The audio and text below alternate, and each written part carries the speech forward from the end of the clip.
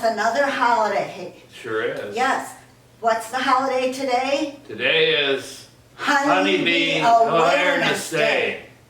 But it's not really Honeybee Awareness Day. When No. was that? It was August 20th. Yeah.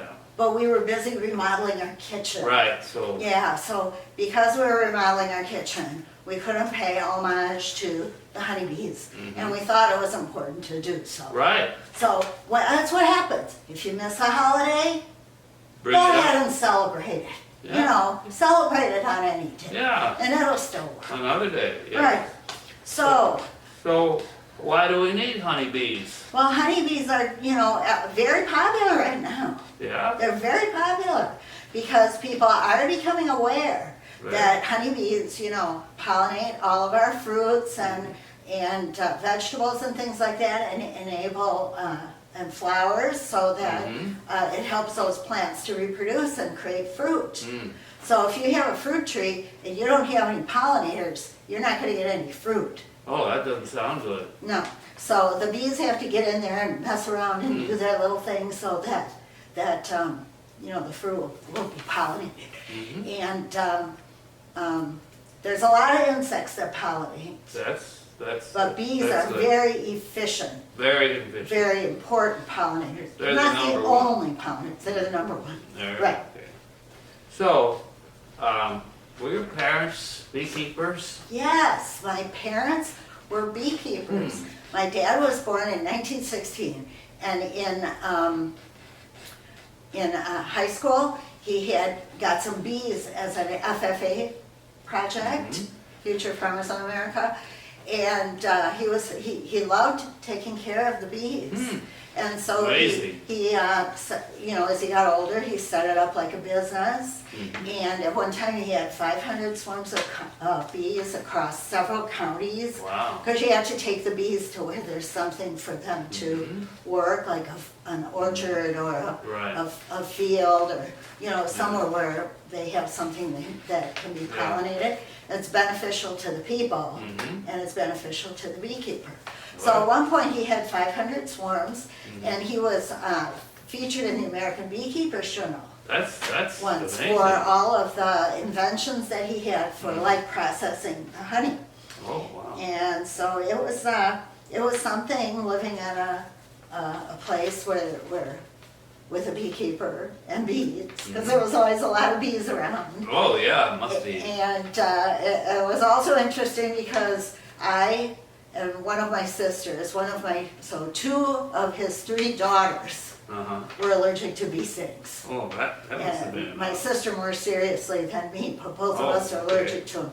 Yeah. But it was nevertheless, they went forward with the bees. You And, made it through. well, we got out, they gave us Oh, they allergy did. shots, so that helped. Yeah. And so the bee stings were definitely the downside. Yes, it would be downside. And we always have to protect you from any stings, even now. Well, yeah, even now, like 2 stings is a problem. Yes. Okay, Okay. but Well, so there are downsides. What were the upsides of being a beekeeper's daughter? well, I'd say one of the biggest upsides was that, like, when I was growing up, the county fair, the sandwich fair, Cal County Fair, they called it. My parents had a booth there, A a booth. stand there. It was a trailer that they had all decorated.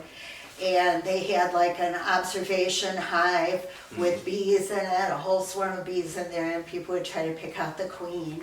And they Right. would sell a lot of honey at the fair. And it was only one of the sources of income. Yeah. They also sold honey out of the house. People would drive up to our house and Okay, buy honey. that's And quite then they something. would also, anything they had left over after the fair, they would sell to a wholesaler. But at the fair, they sold a lot of honey. And as a kid, it was wonderful to get to spend all that time at the fair. Right. Where other kids might only get to go for a couple hours. Yeah. I was there Yeah. every day. And That's the into the sandwich night. fair. The sandwich fair. Yeah. DeKalb County Also Fair. known as the DeKalb County Fair. Right. And so it was extra money. It was always a very festive time when you come home from the fair and count all the money. Ooh. And it was a lot of fun. And that was definitely one of the better parts. And then another one was like when I was a little kid, they would have show and tell, and my parents would buy new queen bees, because sometimes the bees would die over the winter, and you'd have to buy new bees from a retailer or a wholesaler, a bee supply place. And they would come in these little wooden boxes that had screens on it. It would be like a queen and a dozen bees or something like that. And you could take them to school. They would let me take them to school, and I could show people what the bees looked like. That's a great show and tell, all right. Yeah, that was a great show and tell. And there's so many interesting things about bees. Yeah, tell us more about all the aspects of Well, what would bees. you like to know? Well, I'd like to know this thing about the queens. The queens? Yeah. So every swarm has one and only one queen Only bee. one.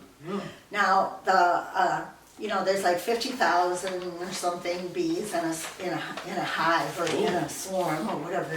A group of bees, a lot of bees. And they're all infertile females. Oh, strange. So they can't have babies, they don't lay eggs, right? There's only one bee Right. that can lay eggs, and that's the queen bee. And And there's only a few males running around, and their only purpose is to mate with the queen, and then they die. oh, Yeah, sort of. but the sad infertile ending. females, they do all the work. Everybody has a job, yeah. and they do their work. Right. And so, if the queen starts to they sense the queen is getting weak or something like that, they create a new queen. Oh, Just they make something called royal jelly. royal jelly? Yeah. Sounds very, And then they feed it to a regular bee larva, uh-huh. and it turns it into a super bee. Oh, that's amazing. Into a fertile. Yeah. She's bigger, she's stronger. Oh. She can lay eggs. And then when the queen bee hatches, there can only be one queen bee in a swarm, so then the swarm will divide. Yeah. And you might see a big cloud of bees flying around, and they'll look for a hole in a tree or try to get into your house underneath if they find a crack or in a barn or somewhere like that, and set up a new Sounds just like A new colony. migration or something. It is migration.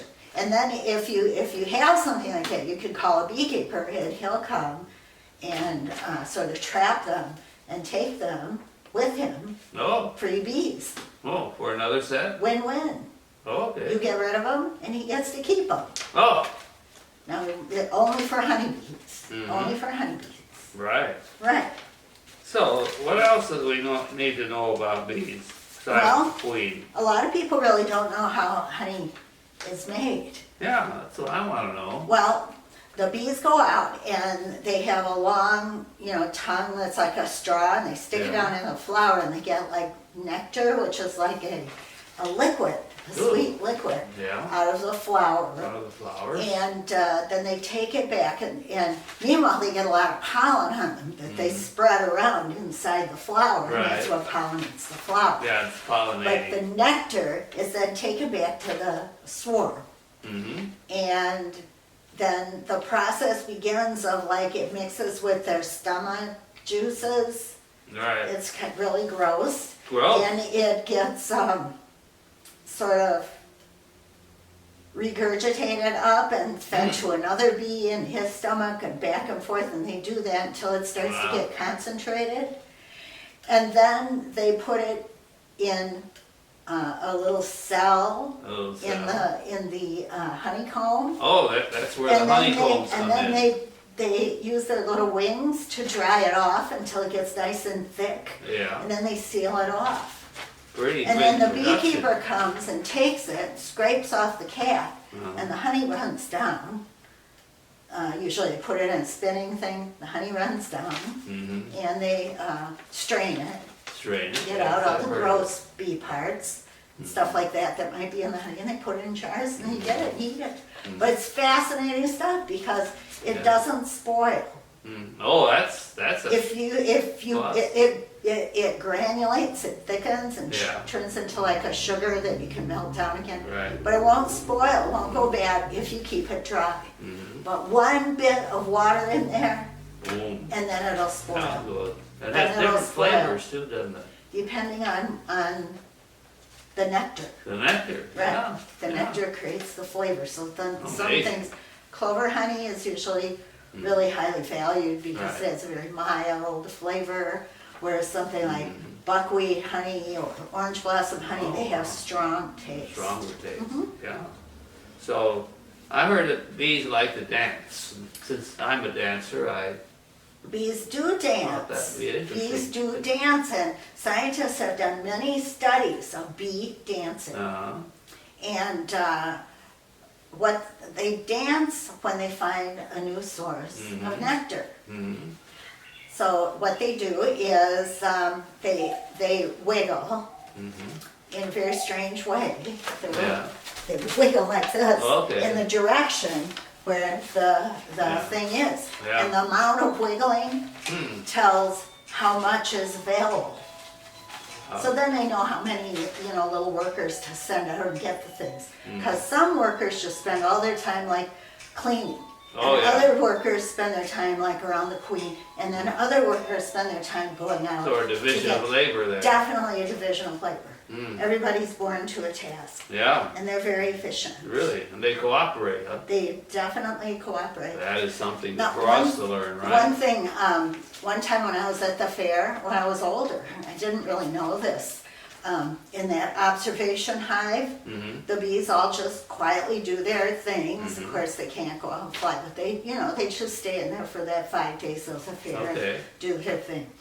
And all of a sudden, I was there one time late in the afternoon, and the bees like went nuts. No, Oh, what is wrong with these bees? And they're all like crowding like they wanted to get out. It was really unusual. Mm.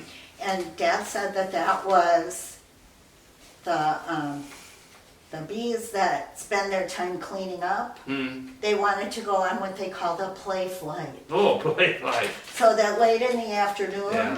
after they've been cleaning all day, they Mhm. get to go out and just fly around for fun. Oh, wonderful. Yeah, that's their Playtime. play flight. Yeah, play flight.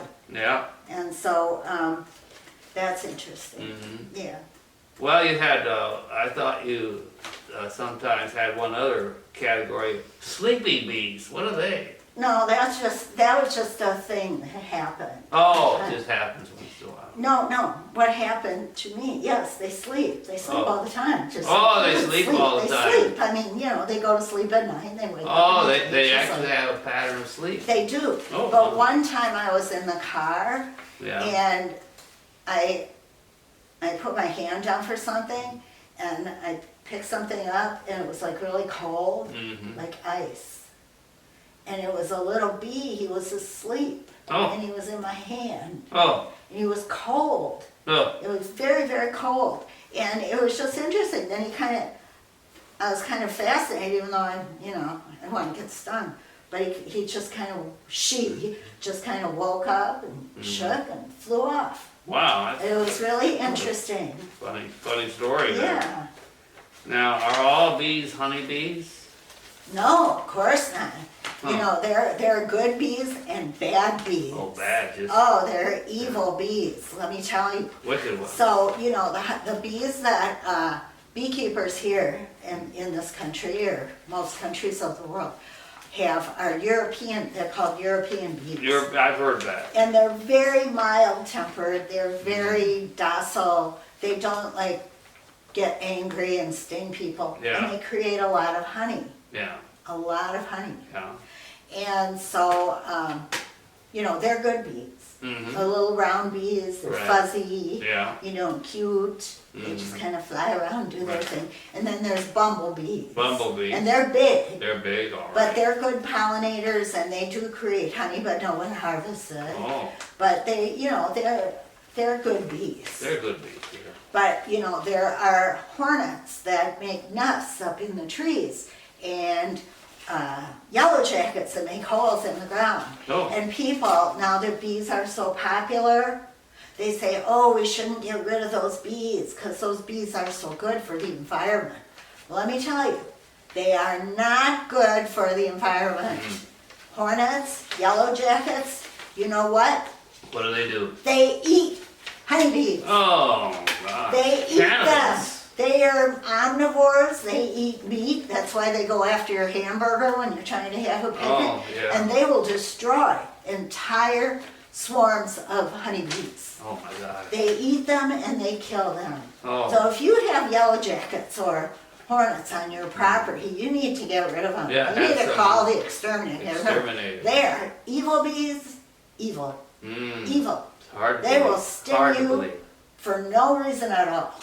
No reason at all. And they'll kill off the honeybees, Yeah, that's not good. which is just one of the many problems Yeah. that honeybees Yeah, have. I hear there's more problems that They call it colony collapse or collapse. something. Colony collapse. I- And that's why, people are really trying to save the bees. Yeah. And there's many factors that have gone into this. Yeah, And one of them, is bee mites. Mites. There's a parasite some white, that kills bees. yeah. And this has been a problem. It was a problem when I was a kid. Oh, wow, that's a long Bee time. inspectors would come and look at my dad's bees to Mhm. check and make sure they didn't have bites. And if they Yeah. did, they had to be destroyed. Oh, And Oh. of course, then there's the problem with habitat. right. And then What's that? some people think, well, there just isn't enough nectar, Oh, not enough flowers, not enough, fruit trees, not enough clover, not enough Mhm. alfalfa, not enough sunflowers, Yeah. all those things that they need to make honey so that they can survive, yeah, because that's what they eat. right. And pesticides. You Pesticides, put uh, pesticides on your fruits and vegetables, you put pesticides Oh. on your lawn, you're killing the bees. So if you do that other kind of farming without pesticides, you'd be helping the bees. Well, at least you won't be hurting them. It won't be hurting them.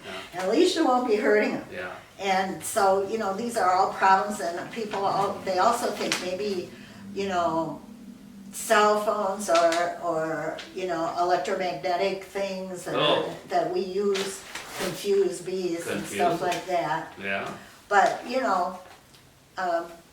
and then, so it is important that we take care of bees and nurture Definitely. bees and for people to become beekeepers Mhm. and learn how to take care of the bees. It's a very nice thing to do. Well, I've learned a lot Bees. talking to you about bees. And, So do you think you've increased your honeybee awareness? it certainly has increased my honeybee awareness. Well, it's an interesting topic, Yes, bees.